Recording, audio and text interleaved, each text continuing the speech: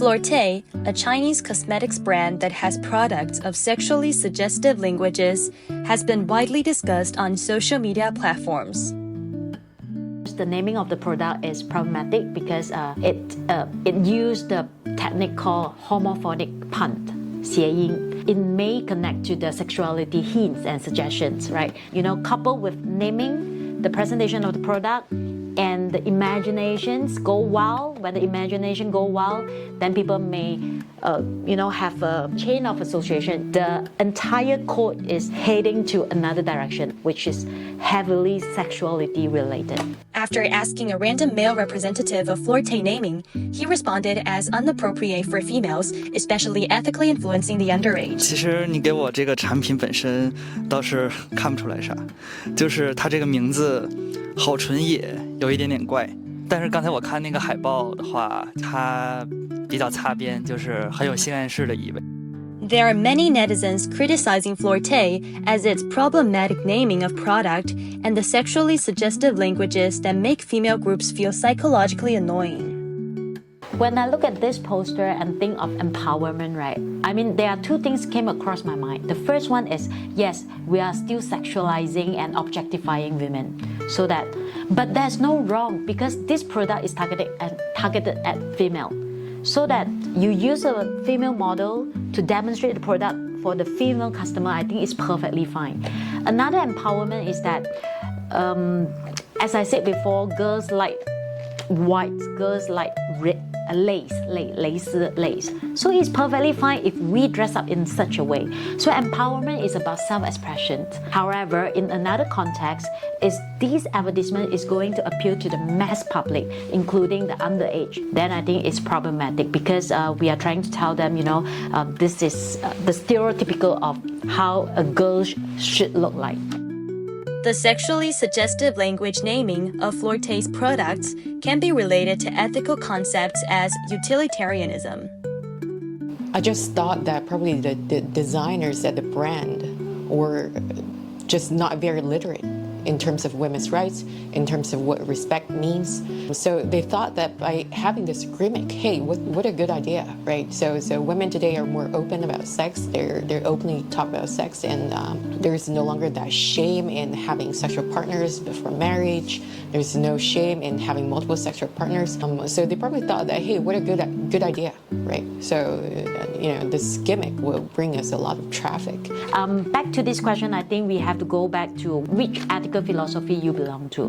If you believe in, let's say, hedonism, you think we only live once, I want to express myself, then you can go ahead with anything you wanted to do, which is how most of the luxury product doing, because they are going for indulgence, they are going for pleasure, they're pursuing pleasure. So it's fine if they do it. But if talking from a utilitarianism perspective, then it may not be a good choice because in the long run, it may perpetuate the stereotypes. It may also project a misrepresented gender issue. But another one is categorical imperative. I mean, from an ethical school of thought, we have to uphold our code of conduct. As a communications practitioner, we do bear with the social responsibility for whatever we are going to project to the mass, especially if our advertisement is going to reach out to the underage. We have to make sure that we are sending them ethical message. For example, like Tom Ford always come with very bold branding, which has a very heavy sexuality suggestive hints, but never at once they get into a real trouble because they will only choose certain platform, for example, adult magazine or 18 and above website.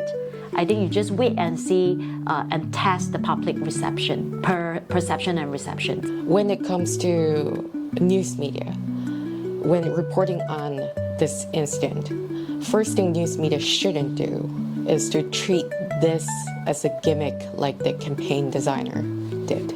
So you should focus on whether the applicator indeed looks like, how much it looks like a male genitalia. I think news media should really take the responsibility to inform the public. So news media should focus on objectively reporting on the debate per se. without using the male genitalia thing as a gimmick to attract traffic.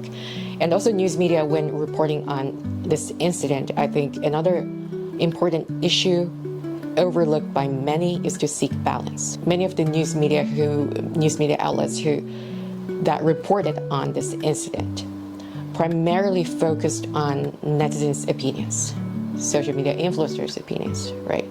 So their collective opinion was basically to condemn this campaign design. But you also have to seek out comments from Flortte, okay? So as journalists, you should give them a channel to voice their side of the story as well. In conclusion, Flortte's case has presented an ethical view of how the audiences feel annoying and inappropriate regarding to the sexually suggestive languages of its products. A hedonism ideal of promoting Flortte's products in the short term with a specific range of audiences like adult magazines can greatly foster product promotion. But a utilitarianism theory of promoting Flortte's products from a long term with the general public may inversely affect female groups' perspective on Flortte, especially negative implications on the underage. The media at this degree should follow Kantian's moral duty to not only focus on the public's viewpoint of scolding and censorship, but also to seek for voice from Flortte, whether it's a penalty or a sincere apology.